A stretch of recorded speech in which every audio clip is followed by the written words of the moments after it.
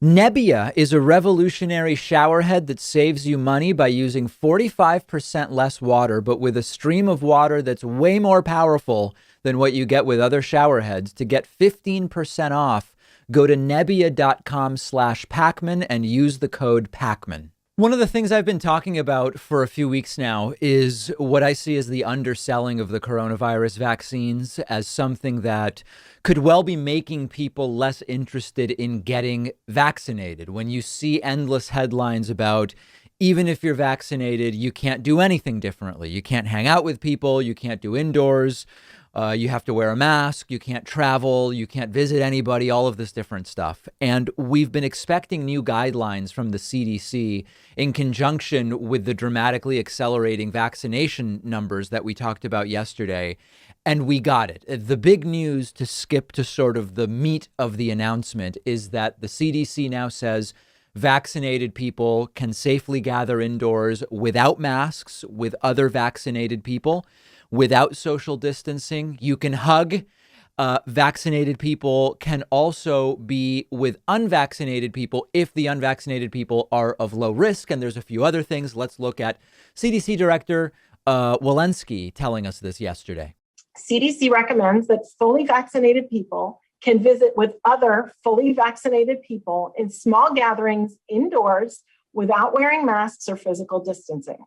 Remember, here we are talking about private settings where everyone is vaccinated. So what does this mean?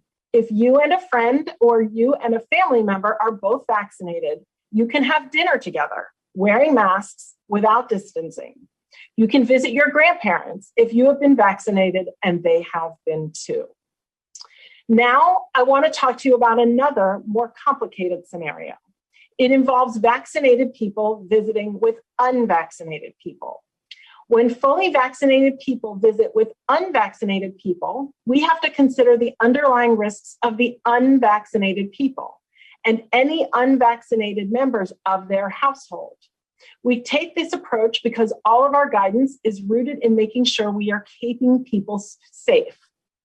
So, CDC recommends that fully vaccinated people can visit with unvaccinated people from one other household indoors without wearing masks or physical distancing, as long as the unvaccinated people and any unvaccinated members of their household are not at high risk for severe COVID-19 disease. So additionally, vaccinated people can gather indoors unmasked with unvaccinated people from the same household, assuming that the unvaccinated people are low risk. So the point here is the vaccines are extremely effective, essentially 100% effective at preventing serious COVID and death. And they appear to reduce transmission. More on that in a moment. And on this basis, it is time for certain elements to start going in the direction of renormalization. Now, vaccinated people should not go hang out with a high-risk 85-year-old unvaccinated person. Fortunately, increasingly, a majority of those over 60 have now been vaccinated, at least with one shot in the United States, majority, not all. To put it a different way, vaccinated grandparents can visit unvaccinated healthy kids and grandkids, but vaccinated kids should not be visiting unvaccinated grandparents. I will be paying very close attention to this household thing. Being vaccinated myself, my girlfriend being vaccinated, I have friends who are couples and work from home who aren't yet vaccinated. That seems safe, and that's in accordance with what the CDC says. Two couples from different households, especially if one doesn't work from home, I'm not going to get into that kind of situation for the foreseeable future. So this is a big step forward. The science seems increasingly clear on how effective these vaccines are at preventing death, serious illness, increasingly clear that they also reduce transmissibility, although that's still being studied. The CDC said yesterday, a quote, growing body of evidence suggests people who are vaccinated are not only less likely to have asymptomatic infections, but also potentially less likely to transmit the virus. Still, they aren't ruling out the possibility that a vaccinated person could inadvertently transmit the virus We're going to learn more about that over the coming weeks and months. Also from the CDC yesterday, vaccinated people don't need to quarantine or get tested if they have a known exposure to the virus, assuming they don't develop symptoms. So this would be you find out someone you work with, if you're working in an office, someone you work with has tested positive. You are vaccinated. You do not need to go through an isolation and quarantine protocol if you are vaccinated, unless you develop a symptom. Vaccinated people should be avoiding large and medium gatherings still. Everybody should.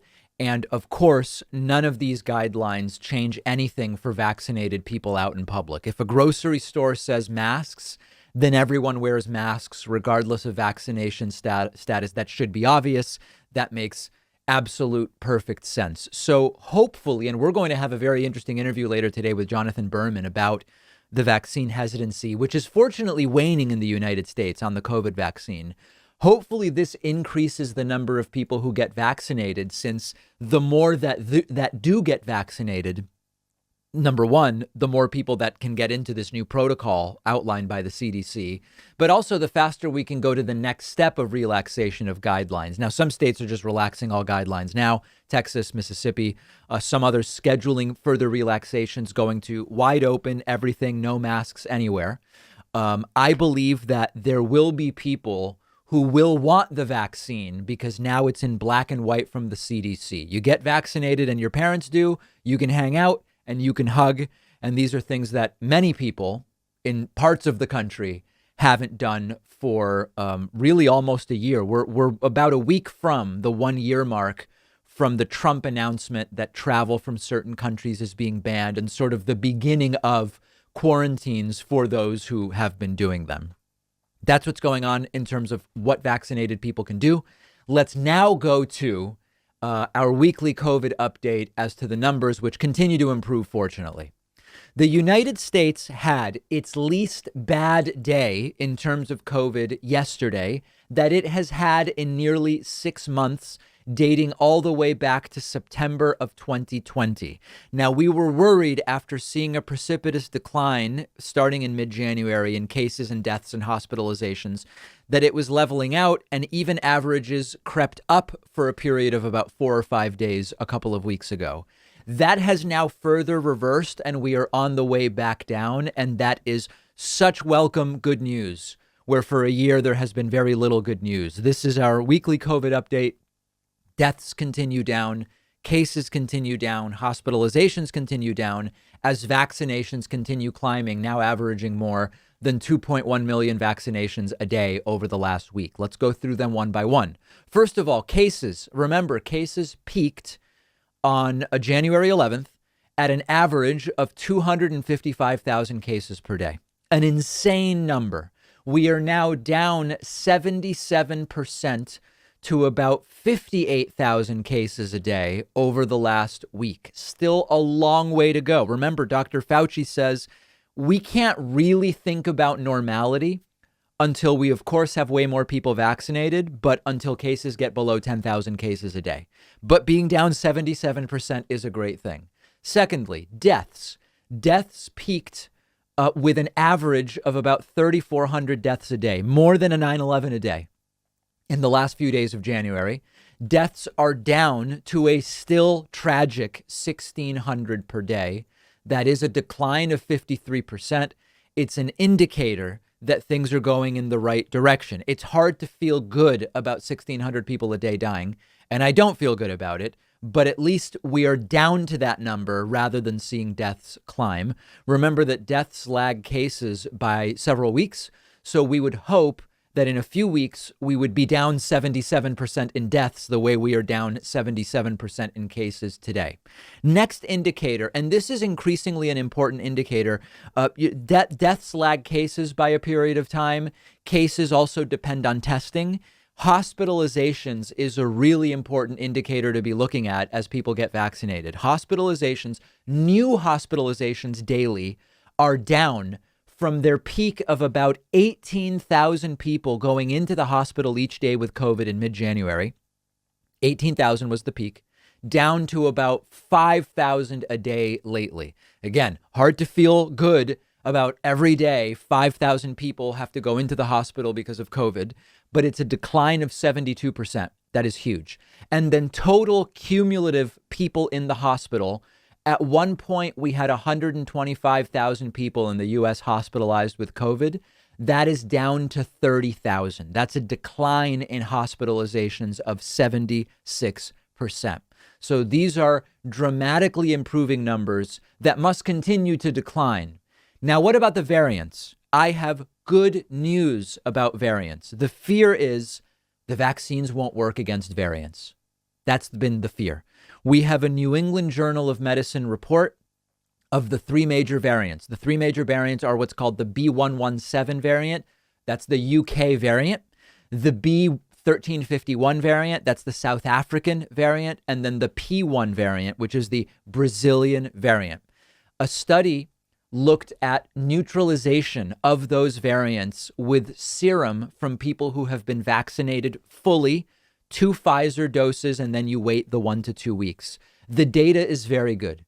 I'm putting up a complicated image for our video audience. If it looks confusing, don't worry. What we are looking at here are these 3 variants I mentioned, plus 2 subsets of the South African variant. All of the serum sample. So the idea is you get serum from vaccinated people. The serum has antibodies. Those serum samples efficiently neutralized all of the virus variants. That is really good news, but let's be cautious.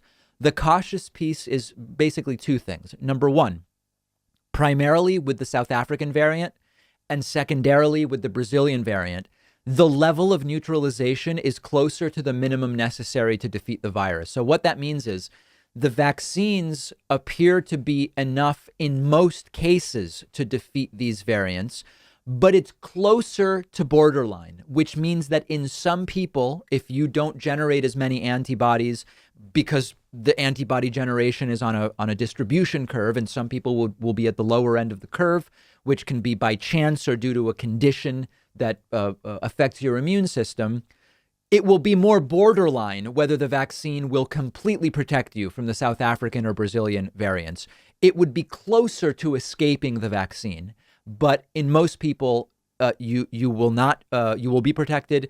And even if you're not, in most people who don't get enough protection against those variants, you would get a very mild illness, a cold, sniffles, etc. Last sort of caveat. These are serum tests in labs. In the real world with people, you would expect that it would not be as open and shut as the data is in these serum tests, but it is still as reassuring as we would hope based on the significant doom and gloom about the variants escape the vaccine period does not appear to be true based on everything we know right now. So let's keep it going. This is not the time to ease up. Let's continue to push for the declines. And we're within months of a significant return to normalization if we can keep going on vaccination and doing what most states have been doing. Remember, March 26th, 1 day membership blowout. We had an unfortunately really bad month from the standpoint of memberships in February. A lot of people still hit with the economic destruction of the virus, having to cancel their memberships. February being a shorter month. Not as many people signing up. So we are doing a 1 day membership special. The theme of it will be vaccine related, and it'll be March 26th. If you want to be notified about that special, just get on my mailing list at davidpakman.com and you will get a perfect email on the morning of March 26th telling you how to avail yourself of this discount. And of course, let me know how things are going in your state as far as vaccinations go by finding me on Twitter at @dpakman. The David Pakman Show at davidpakman.com.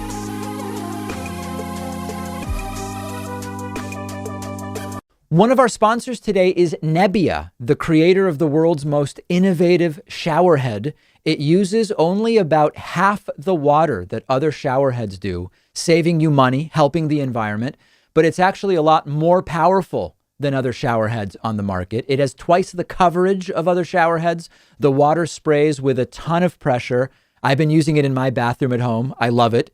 Only took a few minutes to set up, really easy, and it's been a totally different experience than any other shower head I've used. I can get in and out of the shower way quicker now because of how powerful it is. It only takes a few seconds to get completely rinsed off. So I was actually amazed that it's only using about half as much water.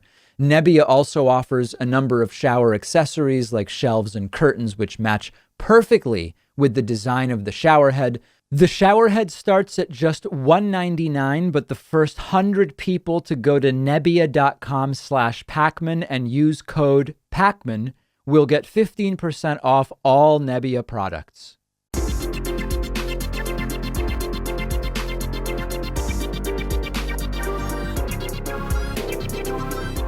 The David Pakman Show at davidpakman.com. We're an audience-supported program, and I would love it if you grabbed a membership at joinpakman.com. You will get the daily bonus show on which today I will weigh in. People urgently wanting me to weigh in on Meghan Markle.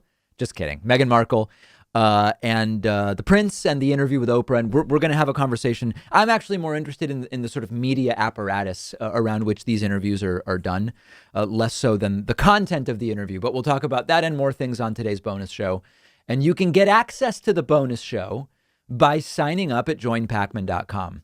Yesterday, the Supreme Court denied Donald Trump's absolute final last remaining attempt to cancel out his election loss in Wisconsin. The Supreme Court order was unsigned with no noted dissent, simply saying justices are declining to take up Donald Trump's lawsuit.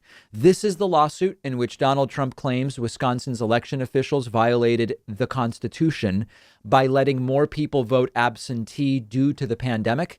Remember that Joe Biden won Wisconsin by about 20,000 votes. Donald Trump sued over those results about a month after the 2020 election. This is now, if you are keeping track, more than 60 total losses and one narrow win, which did nothing for Trump in terms of the election when Trump went to court over the election. Now, just because they rejected the case doesn't mean that nobody at the Supreme Court wanted to hear the case. The court's denial of Trump's appeal yesterday means that fewer than 4 justices agreed to hear the case. It's conceivable that 1, 2, or 3 of them did actually want to take this case. And recently, a few of the more right-wing justices suggested they might actually be interested in looking at issues relating to what the Constitution says about the authority that states have to decide how to run an election, including things like expanding absentee ballots during a pandemic to everyone who wants one. Here, we don't know if 0, 1, 2, or 3 justices wanted to hear the case, only that not enough wanted to hear it, and thus they will not be hearing the case. Now, I should also mention, and this is really a bigger story about the psyche of the American right at this point in time.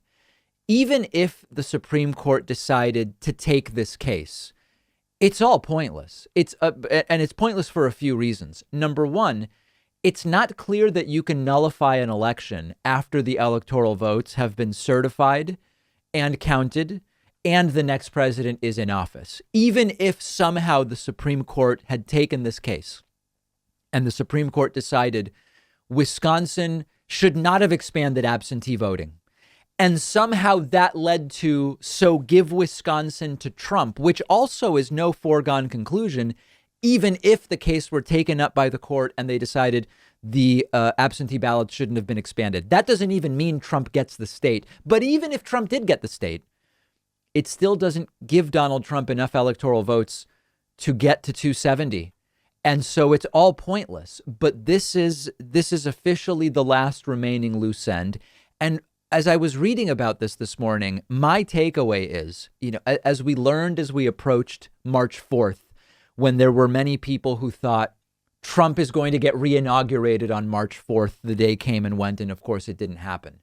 There are a significant number of people in this country who believe, as an ongoing matter, that it's plausible that once the term of a new president has started, that courts might just say, they're out, previous guy goes in. and the previous president would just be reinstated because of some kind of overlooked mistake somewhere in there where, oh, people in Wisconsin shouldn't have been allowed to vote absentee for any reason. Like the idea being the president it's just some guy and they could be replaced at any time and it would just be kind of like no big deal. Someone would just say, John Roberts would bang a gavel. I don't know if the Supreme Court has gavels at this point, would bang a figurative gavel, a proverbial gavel, and Biden's escorted out and Trump is escorted back in. Like the idea that that's even a possibility shows you how either ignorant or deeply committed to these delusions so many people are. And part of the reason why is that right-wing media for the last 4 months has essentially been based on the idea, even if they don't say it, when Fox News, Newsmax, OAN, Rush Limbaugh, while he was still doing his show and alive, etc., they run on the idea all the time that the reason for their principled conservatism is that tradition is super sacred. Things can't be modified. History, precedent, tradition, norms. But in this case, it's like if Amy Coney Barrett decides they're going to do it, they pull Biden out 2 months into his term and say somebody else is going to replace him. And it really shouldn't be that surprising because these are the same people, even the ones that didn't participate in the January 6th riots. Many believed that storming the Capitol with whatever violence they deemed to be necessary could theoretically prevent Joe Biden from becoming president. It's the same ideology. If you think that maybe March 4th Biden gets yanked out, or maybe the Supreme Court in March or April or May decides Biden out, Trump in, if you believe that's possible, you're probably the same type of person who believes we might be able to physically do something in Washington, D.C. on the 6th that will give Donald Trump a second term. And many of them, their ignorance was weaponized by the fact that they were able to be convinced of that. And this is really the bigger principle of modern American conservatism. It's the old idea of conservatism. We must maintain traditional values and ideas and procedures and resist change for the in-groups, right? But if all of a sudden those values and protocols and traditions protect or bolster some outgroup, be it Democrats or minorities or whoever else, then the principles go in the trash and something like a violent uprising on January 6th to prevent Biden from being president despite winning seems like a reasonable and acceptable thing to do. That's modern conservatism, and it is based in the hypocrisy we've seen from the Republican Party for a long time.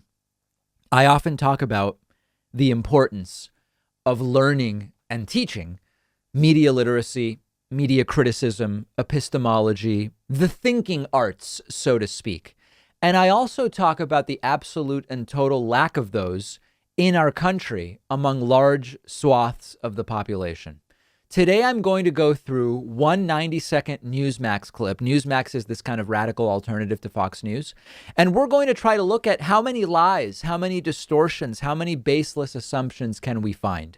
So it's actually kind of hard for me to tell you what this segment is about. I guess the segment is sort of about so-called cancel culture type content. And the segment claims that the left is nothing short of Marxist authoritarian dictators of some kind. So let's take it piece by piece, and you're going to see how quickly there builds a pyramid of so much that is wrong in this segment. And because there's so much, unless you are really armed with critical thinking faculties, just by the sheer number of deceptions and misstatements here, you'll probably fall for some of it. So let's begin with the first part of this. Here, today, our culture, this is happening. Marxists have used the hollow shell of the Democratic Party to ascend to power. Okay, so there are no Marxists in the American Democratic Party.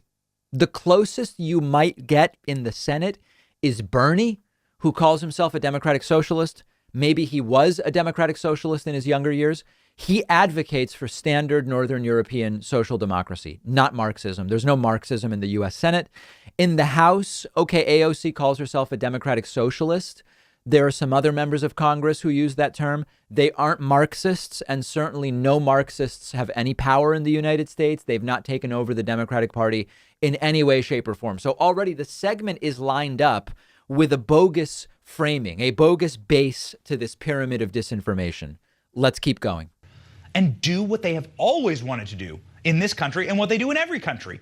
Destroy the history and culture of the nation that they have taken over.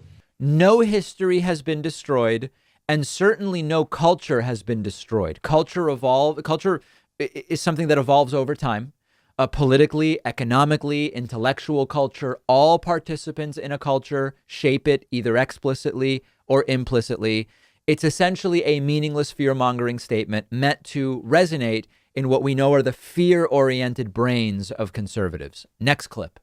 This year alone, we have seen Kermit the Frog, Mr. Potato Head, Dr. Seuss, Star Wars characters, pancake syrup, butter, and beloved sports teams' logos banned, erased from history. Now, this one is really a doozy.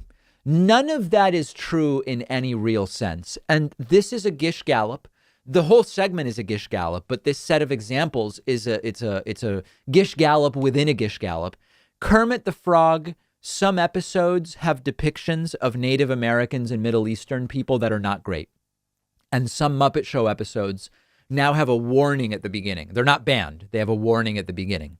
Mr. Potato Head had its franchise name changed to Potato Head. Both Mr. and Mrs. Potato Head still exist. Dr. Seuss, we've been talking about. The publishing company decided not to keep publishing 6 books due to stereotypes of Asian people in them. Nothing is banned. Star Wars characters, I guess he's referring to the Mandalorian star, Gina Carano, who was fired because she implied that being a Republican today is like being Jewish during the Holocaust. And a private company decided what's good for them. It's not very Marxist for private for-profit companies to be allowed to do whatever they want, but that is market capitalism that we have in the United States. Pancake syrup is Aunt Jemima syrup being renamed because the imagery of Aunt Jemima is quite crass today, given how it stereotypes Black Americans. The syrup is still around. It's just called pearl milling. It's not Aunt Jemima anymore. Butter, I don't even know what he's talking about. I wasn't even able to find anything on that one. Sports team logos, yes. Washington Redskins with a caricature of a red-skinned Native American stereotype.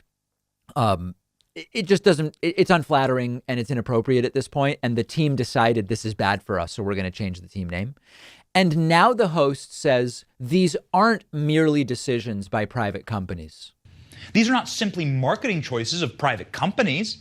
We want to emphasize this. Joe Biden's White House endorses these modern-day book burnings. The White House, the most powerful seat in our land. Biden broke with long-standing tradition and refused to acknowledge Dr. Seuss on his birthday this very week. He refused to recommend that children read beloved Dr. Seuss books. So he implies Joe Biden has weighed in on that list of things he gave, and Joe Biden hasn't. Joe Biden went along with what Read Across America Day did, which is they don't include Dr. Seuss. Biden hasn't endorsed any of the other stuff the guy listed. He hasn't even mentioned most of it at all. One more clip here. Amazon then stopped selling certain Dr. Seuss titles, and publishers halted printing them entirely.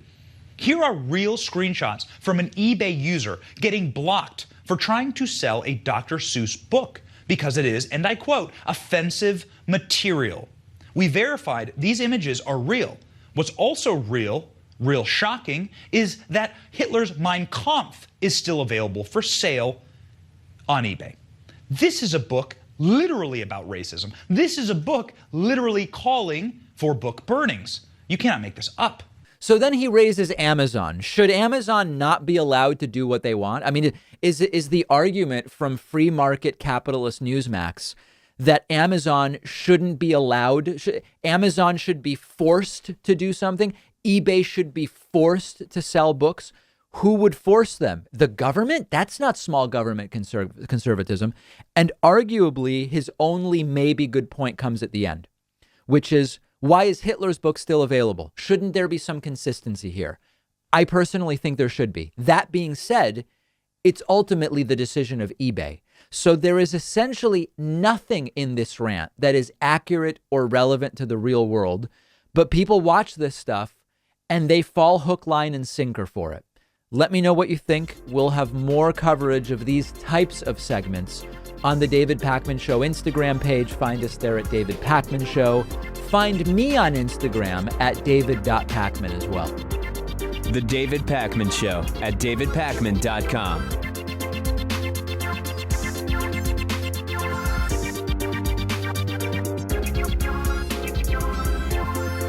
The number one funding source for the David Pakman Show has been and continues to be membership. And membership is not just a feel-good thing. You get access to the world-famous bonus show every single day just for members, as well as commercial-free audio and video feeds of the show day in and day out. You can sign up for membership very, very quickly at joinpakman.com. That's joinpakman.com. If the normal prices strike you as high, by all means, use the coupon code BETTER21, all one word, all lowercase. Become a member today.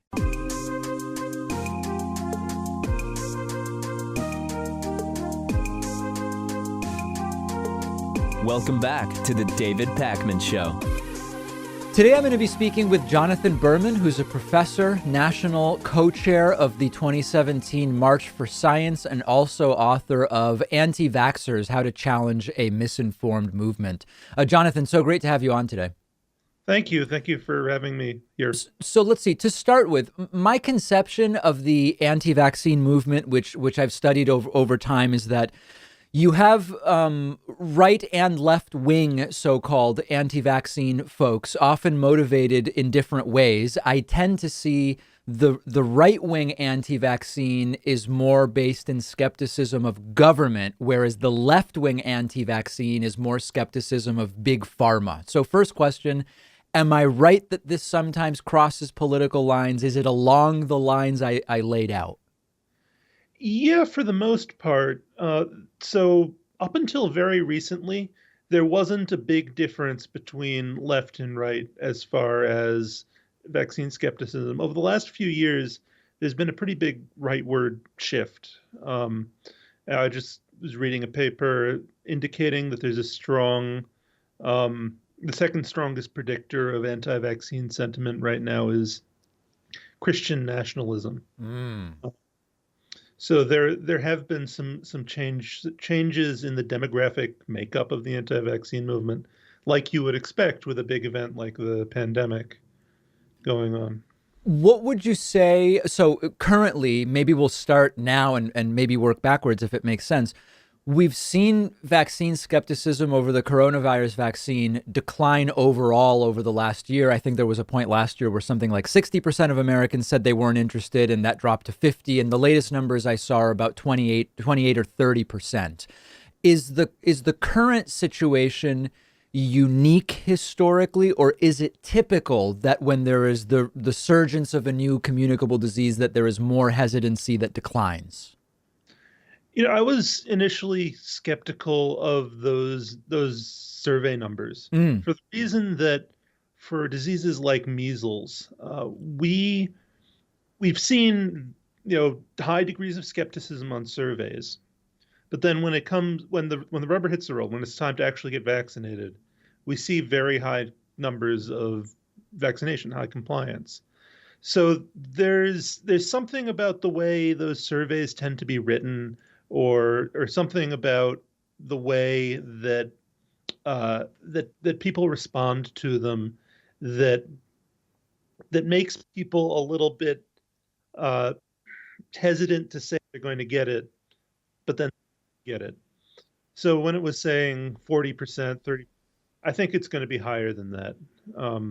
So that's not surprising that as people get vaccinated, people are relaxing a little bit about their skepticism. One of the things I would imagine will move some people who might genuinely be on the skeptical side to the I want the vaccine side would be if airlines, for example, say after a certain date, you'll need to be vaccinated to fly with us, or you can avoid a quarantine if you're vaccinated, or if you want to come to an event where tickets are sold by Ticketmaster or Live Nation, you'll need to be vaccinated. I think that will certainly be a factor. But beyond those sort of, I want to be able to do X type of things, what tends to bring people out of vaccine skepticism?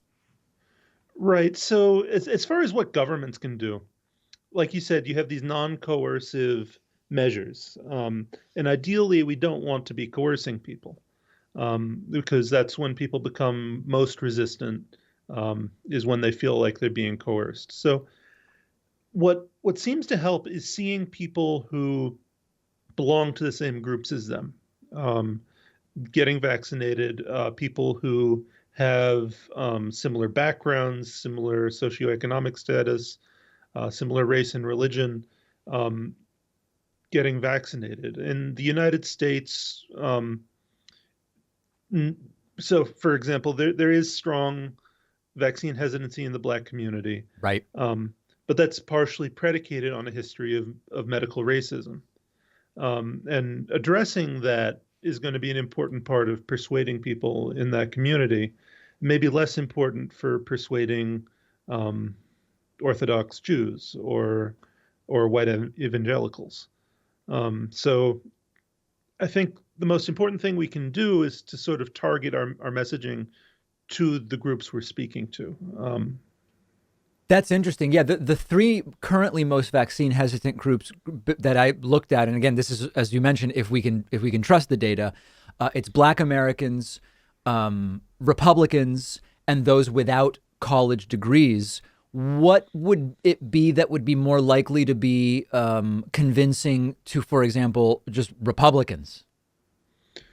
Right. So there's this moral foundations theory in psychology that says that people who tend to be more conservative respond more to certain moral foundations, and people tend to be more liberal respond to other moral foundations. And right. So the ones that conservatives, I think, respond more to are sort of disgust, loyalty, and so we want to frame messaging around those moral foundations, in my opinion. So we would want to, talk about when people say these are chemicals, these are outside substances you're putting in your body. What's really in there? What does it mean? What's it there for? And then have the discussion with them about bodily autonomy, control over what medical treatments are being performed on them, and make sure it's clear that this is not a case of government overreach, and that public health measures are an important part of the functions of government that they should hopefully accept. Yeah, Jonathan Haidt has written a lot about what, the as you point out, the values that are more relevant and motivational to different groups of people. When it comes to vaccine skepticism, are there examples from history where it was justified to be skeptical of a vaccine? So there have been instances in history where things have gone wrong, and there were mistakes made in manufacturing of a vaccine, or I apologize for my dog. We're welcoming your dog to the interview now, which is fine. The audience loves dogs. Sadie sees sees someone outside delivering a package, and she's very angry. Say hi to Sadie. There she is. Hi, Sadie. So yeah, there have been instances in the past where mistakes have been made, or in manufacturing, or where in the 70s there was a flu pandemic that was predicted that never came about, and there was a vaccine that very slightly increased the risk of Guillain-Barré syndrome. Right. So those things have happened in the past, and that's why it's not unreasonable to be cautious, right? So that's why we test vaccines with thousands and thousands of people before they come to market, and that's why these things are reviewed by government panels. And these are, the saying is regulations are written in blood. A lot of these regulations have come about because of those mistakes. A really big important one was the Cutter and Wyeth Labs incident in the 1950s.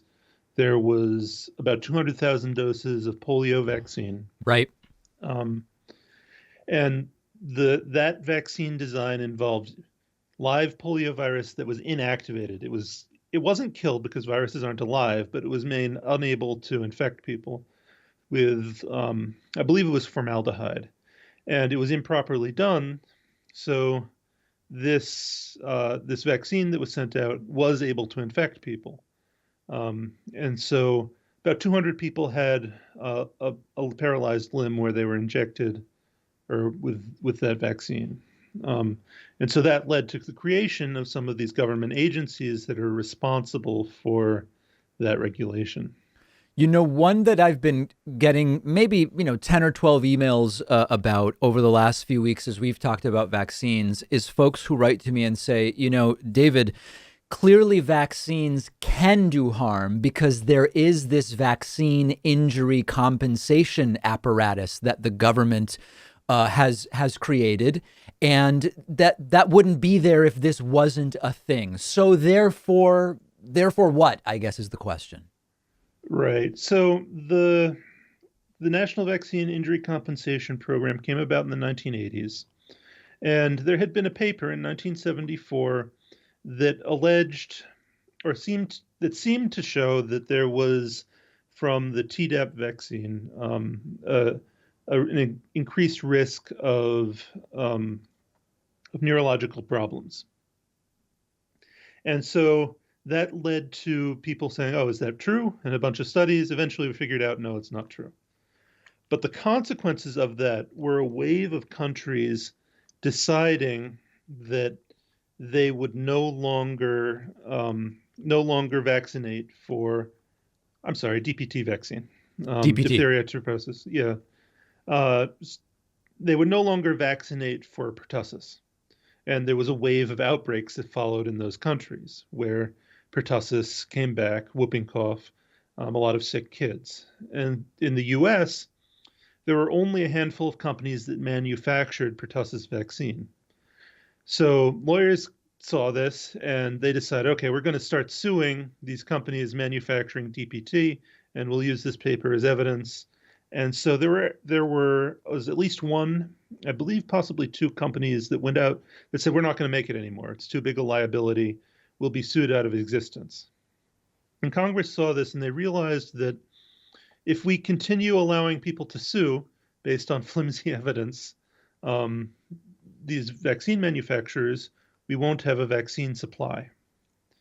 So they kind of came up with this idea that's not perfect, and which is the National Vaccine Injury Compensation Program. So, if you are vaccinated, then in the next few days you develop certain symptoms, you are certain that they have defined as possible vaccine injury. They will compensate you. And you can go to the vaccine court and the government will compensate you instead of suing the vaccine manufacturer out of existence. And that's not perfect because that takes away some of the liability if they actually do something wrong. Right. And how common are the claims? I don't have the number off the top of my head. It's fairly common for people to file claims. They have paid out a lot over time. The trouble is that the standard of evidence required by the vaccine court is very different from the scientific standard of evidence that I or other scientists would require to say this is demonstrated to my satisfaction as provisionally true in the lab. Right. So it's a standard that allows maybe for more successful filings than a more rigorous method would. Yeah. So legal proceedings don't always track with scientific methods. Right. Yeah. Listen, last thing I wanted to touch on, when it comes to the rollout of the coronavirus vaccine, we now have the Pfizer and Moderna vaccines approved, and they've been out through emergency use. They've been out for a bit. I've received both doses of the Moderna. We now have the approved via EUA Johnson & Johnson. We may have a fourth vaccine on the way. I'm reassured right now by two things. One, we have gone from 890,000 vaccinations a day to 2.1 million. That number seems to continue to climb. Number two, the latest study I saw in the New England Journal of Medicine on effectiveness against the three primary variants, UK, Brazil, and South Africa, remains quite good. So in total, is it logical to be pretty optimistic right now about the next 4 to 6 months? I am both optimistic and worried. I'm optimistic because for the reasons you state, we've started to do a good job of ramping up the rate of vaccination. Yep. And the vaccines are pretty good for those variants. However, here's why I'm worried. There are the Brazilian and the New York City variants. The Brazilian variant seems to escape immunity from people who've already been infected with coronavirus. So, in other words, vaccines aside, if you got the virus a year ago and then you get the Brazilian variant today, you are not immune from the old infection. You may not be. You may not be. Okay. So that's something to watch and be concerned about. We don't know yet that vaccines don't provide better protection. Right. But it's something to be concerned about. And the New York City variant is still a question mark. That seems to be infecting people faster than you would expect, given the number of cases New York City has already had. In other words, still not based on vaccination, but based on New York City having a lot of early infections, and yet they're having a lot of new infections with that variant. Yes. And the other reason I'm worried is that there is some inequity in the distribution of the vaccine. Yes. So 10 countries have, I think, 70% of the available vaccine. And there are more than 10 countries in the world. Yes. So it's going to take, I think, up until 2024, 2025 until vaccine can be distributed worldwide. And because viruses don't care about national borders, that means coronavirus is going to be something that we deal with for a very long time, even if wealthy countries do a great job of vaccinating. And regardless, in all circumstances, the quicker we can vaccinate now, the better everybody is, right? I mean, all else being equal. That's right. So right now, the way I see it, we're in a race. Yeah. And the race is between the mutation rate of these coronavirus variants and vaccination. So the faster we can vaccinate people, the fewer cases there are, the fewer chances to mutate there are.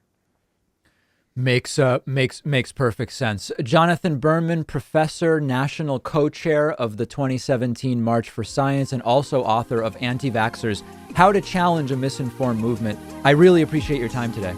Thank you so much. Sorry about my doggie. No, everybody loves the dog. The David Pakman Show at davidpakman.com.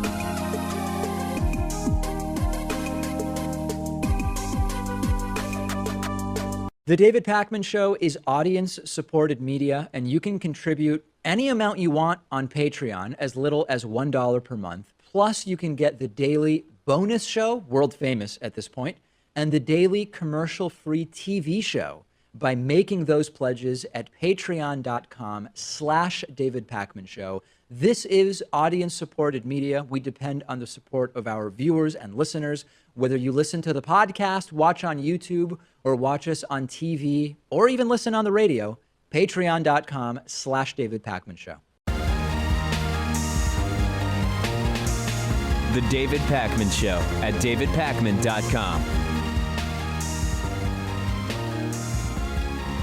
There is an absolutely fascinating and chaotic war that has developed between Donald Trump and the Republican Party. It has the makings of exactly the type of chaos that could endanger both Donald Trump's political future and also the viability of the Republican Party in the 2022 election cycle. And not surprisingly, this is all about money. Back at his CPAC speech a couple of weeks back, Donald Trump announced that he was not yet announcing whether he would run in 2024. He said, we'll see how it goes, but that for now, donate to him at donaldjtrump.com so that through his Save America PAC, he can support the right Republican candidates in 2022. And he also went on a very long rant slamming certain Republicans. Remember this? Democrats don't have grandstanders like Mitt Romney, Little Ben Sass, Richard Burr, Bill Cassidy, Susan Collins, Lisa Murkowski, Pat Toomey. And in the House, Tom Rice, South Carolina, Adam Kinzinger, Dan Newhouse, Anthony Gonzalez, that's another beauty, Fred Upton, Jamie Herrera Butler, Peter Meyer, John Katko, David Valadeo, and of course the warmonger, a person that loves seeing our troops fighting, Liz Cheney. How about that? So what is this all about? Quite simply, this is about Trump wanting to control the Republican Party and to be kingmaker. Trump doesn't yet know whether he will run in 2024 because it's not clear what his position in the Republican Party is going to be at that time. That's almost 4 years away. For now, most voters in the Republican Party still support Donald Trump, but many Republican elected officials don't. And Trump's best path to 2024 is to be a kingmaker successfully in 2022. In order to do that, he needs to control the donor money of the Republican Party. And this has set up a major propaganda and legal battle between Donald Trump and the Republican Party, which is just exploding. The Republican Party says it has the right, period, to use Trump's name and likeness for fundraising purposes. Donald Trump has sent the Republican Party a cease and desist letter saying, stop using my name, stop using my likeness to raise money for the Republican Party. Trump wants to raise the money himself for his PAC and then decide who to support in 2022 and which Republicans to try to primary and remove in 2022. And he doesn't want to be competing with his own name and image used by the Republican Party to raise money, maybe, as he would see it, to support the wrong Republicans. He doesn't want his name being used to raise money by the GOP to then support the reelection of Liz Cheney, for example, or Mitt Romney, for example. So the legal battle is going to continue. I don't know how that will go. I mean, does the Republican Party have a right to monetize a former president's name and likeness? I don't know the answer to that. That's a legal question. But in the meantime, Donald Trump has released a wild attack letter, the likes of which we've never seen ever from a former president against their own party, writing yesterday in a statement by Donald J. Trump, no more money for rhinos. Rhino means Republican in name only. They do nothing but hurt the Republican Party and our great voting base. They will never lead us to greatness. Send your donation to Save America PAC at donaldjtrump.com. We will bring it all back stronger than ever before. A former Republican president is saying, do not donate to my party, to the Republican Party. Donate to me instead. A former president sending a cease and desist letter to their own party saying, don't mention me in trying to raise money.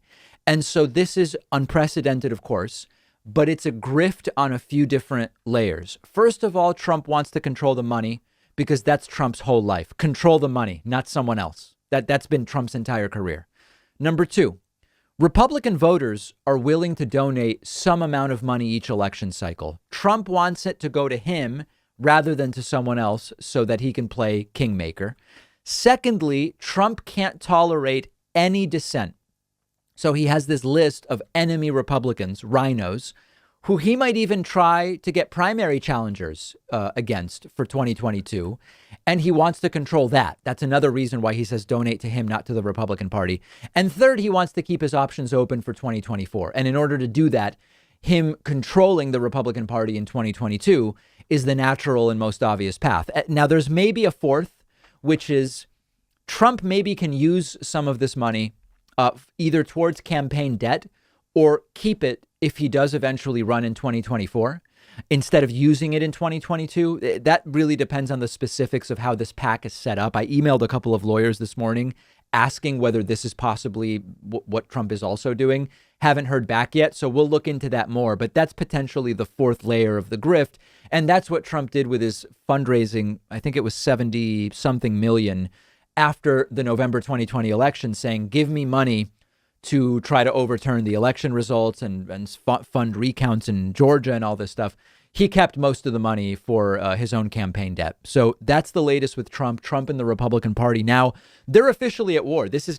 Trump declared war against a certain slate of Republicans at his CPAC speech 2 weeks ago. And now Donald Trump declaring legal war against the Republican Party, sending a cease and desist letter. Hey, this is very interesting. There's this Republican Congressman, Dan Crenshaw from Texas. We've talked about him in the past. He has one of the most gerrymandered districts I've ever seen. If you look at the shape of the district, it's like a crescent moon. It has no basis in it makes no sense. It's really the prototypical example of gerrymandering. And Dan Crenshaw is seen by many on the right as sort of a different type of Republican, millennial, and more savvy when it comes to social media and the internet, and sort of some kind of truth teller, and, you know, not like the old guard Republicans. Well, the Daily Beast now reports that although Congressman Dan Crenshaw didn't buy or sell any stocks in his first 13 months as a congressman, in March of 2020, when the pandemic hit, he made about half a dozen of half a dozen buys of stocks. And he did not disclose those right away. He delayed disclosure, chalking it up to a clerical error. 5 of those purchases came between March 25 and 27. That is exactly when the Senate and House were voting on the CARES Act, and Trump signed it into law. This was the first coronavirus stimulus. Crenshaw supported the bill, didn't disclose his stock trades in violation of the Stock Act, which requires members of Congress to tell the public when they do any securities trading. Months later, he amended the records to say, oh, back in March, I made these trades. And when his office was asked about it, they said these were clerical errors. Now, to be clear, Senators Kelly Loeffler and David Perdue were moving millions of dollars in stock. These trades by Dan Crenshaw, we're talking about 6 figures. They add up to no more than $120,000. But remember, Dan Crenshaw has a lot less money than Loeffler and Perdue. But the timing is very, very much suspect. And it makes us wonder why he made the purchases and in 2 series of disclosures didn't mention the purchases, later did, and now says that it's merely a clerical error and nothing whatsoever to see here. And what's crazy is I have done more disclosure of my pandemic-related stock trades than has Dan Crenshaw, or than had Dan Crenshaw. In March, when I made the trades, and by the way, I just have a show. I have no reason to disclose anything, but I do. I came to you guys and I said, I made some stock trades on the basis of the pandemic. Live Nation, which does live events, crashed. I believe eventually live events will come back. So I bought Live Nation stock. I bought Roku stock thinking I've already owned Netflix for years. I'm not going to get more Netflix stock, but with people at home, I think Roku will do really well. Zoom, with so many people working from home, possibly indefinitely. I said I bought Zoom. I did more disclosure than Dan Crenshaw did. So is this something? Is it nothing? The point is the guy frames himself as not like everybody else. This is the new breed of millennial Republican who's, different. He is different in that he's not nearly as wealthy as a lot of these other folks who have been trading stock, but he seems to be just like everybody else. And if you want to know more about Dan Crenshaw and his antics, check out some of my other videos, including analyses of an appearance he did with Joe Rogan, where he says some really strange things about socialism and healthcare. But when I'm doing more disclosure than elected officials, you know that something has gone very, very wrong. And Dan Crenshaw, indistinguishable from these other Republicans. We have a voicemail number. That number is 219-2-DAVID-P. We got a voicemail from the Eggman. He believes that the so-called concept of freedom of religion is bogus because it doesn't apply to all religions equally. Let's let the Eggman say it himself like only he can. Hey, Dave and Pat. I think freedom of religion is overrated. No, I think freedom of religion shouldn't be a thing anymore. It's complete bullshit. It's totally subjective, and this ban on full face coverings in Switzerland is 100% a good thing. Sorry, guys, but I'm totally for it. You shouldn't be able to cover your entire face in public. It's a safety problem in our country and any country. Yeah, you can wear a mask for health reasons, of course. Here's the deal, guys. People who are using freedom of religion do the most insane things, okay? And it's not that they're doing insane things. They're refusing other people to do insane things, a.k.a. spaghetti monster, Satanism. I have a religion that is not acknowledged by this country or by the world, and I don't get freedom of religion. I smoke marijuana for my religion. It harms no one. Right. But it's illegal where I live. How come some people can cover their entire face or do horrible things in the name of their religion, but I can't smoke a bowl when I come home to bring my prayers up to God, because that's what my culture tells me. Freedom of religion is freaking stupid. We have to stop it. It's going to cause tons more problems in the future on this planet. Shalom, brother. All right. So there is the Eggman shot out of a cannon with a principled and defiant speech supporting the face covering ban in Switzerland, which we discussed yesterday on the bonus show. All right. On today's bonus show, we will talk about the fallout from the Harry and Meghan interview. There's a really interesting media story there. We will talk about the latest in the George Floyd case, which is now going to be delayed.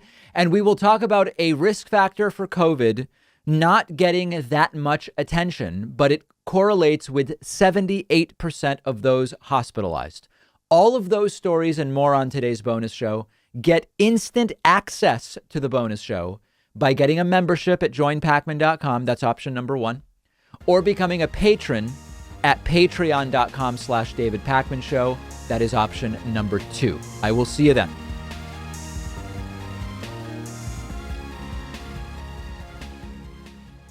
Thanks a lot for watching today's show. I just want to take a second to tell you about today's sponsors. Nebbia is a revolutionary showerhead that saves you money by using 45% less water, but with a stream of water that's way more powerful than what you get with other showerheads. To get 15% off, go to nebbia.com/Pakman and use the code Pakman.